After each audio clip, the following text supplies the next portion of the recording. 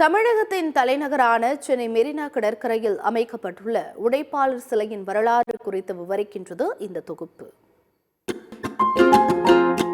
உலகம் இன்று பல முன்னேற்றங்கள் அடைந்திருப்பதற்கு மிக முக்கியமான அடிப்படை காரணம் தொழிலாளர்களின் உழைப்புதான். இப்படிப்பட்ட தொழிலாளர்கள் தங்களது சுதந்திர காற்றை சுவாசித்த நாளே மே தினம் அல்லது உழைப்பாளர் தினமாக உலகம் முழுவதும் கொண்டாடப்படுகின்றது. 18ஆம் நூற்றாண்டில் பல நாடுகளில் தொழில் வளர்ச்சி மிக வேகமாக வளர தொடங்கியது. அதே காலகட்டத்தில் தொழிலாளர்கள் மீதான சுரண்டலும் அதிகரிக்க தொடங்கியது. தொழிலாளர்கள் தினமும் 12 முதல் 18 மணி நேரம் வரை கட்டாயமாக வேலை செய்ய நிர்பந்திக்கப்பட்டனர். இதனால் கடும் அவதிக்கு ஆளான தொழிலாளர்கள் வேலை நிறுத்த போராட்டங்களை கையில் எடுத்தனர். ஆஸ்திரேலிய தொழிலாளர்கள் தான் 1856 முதலில் இந்த போராட்டத்தில் வெற்றி பெற்றவர்கள். பின்னர் அமெரிக்காவில் நடைபெற்ற 2 மிகப்பெரிய போராட்டத்தின் விளைவாக ஏற்பட்ட தாக்கம் தற்போது இருக்கக்கூடிய 8 மணி நேர பணி நேரத்தை கொஞ்சம் கொஞ்சமாக உலகம் முழுவதும் பரவ காரணமானது. தற்போது பெரும்பாலான நிறுவனங்களில் நாள் ஒன்றுக்கு 8 மணி நேரம்தான் வேலை நேரம் என நிர்ணயிக்கப்பட்டுள்ளது.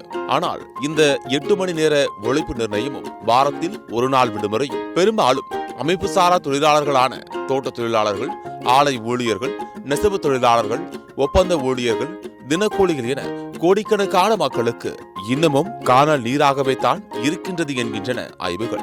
1880ஆம் ஆண்டுகளில் அமெரிக்காவில் தொடங்கி 1890ஆம் ஆண்டு பாரிஸில் உருவான இந்த மே தினம் உலகம் முழுவதும் பரவ 33 ஆண்டுகளை எடுத்துக்கொண்டது.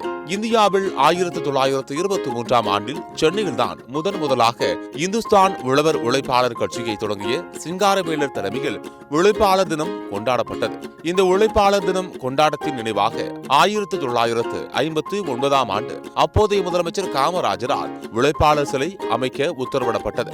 இந்த உழைப்பாளர் சிலையை வடிவமைத்தவர் அப்போதைய அரசு கவின் கல்லூரியின் முதல்வராக இருந்த தேவி பிரசாத் ராய் சௌத்ரி. இதற்காக கல்லூரி காவலாளி ஸ்ரீனிவாசன் மற்றும் மாணவர் ராமு ஆகியோரை மாதிரியாக கொண்டு 4 தொழிலாளர்கள் ஒரு கல்லை கடின உழைப்பில் ஈடுபட்டு நகர்த்தும் வடிவில் கல்லில் சிலையை வடிவமைத்துள்ளார். தற்போது இந்த உழைப்பாளர் சிலை தலைநகரின் முக்கியமான கால அடையாளங்களில் ஒன்றாக விளங்குகிறது.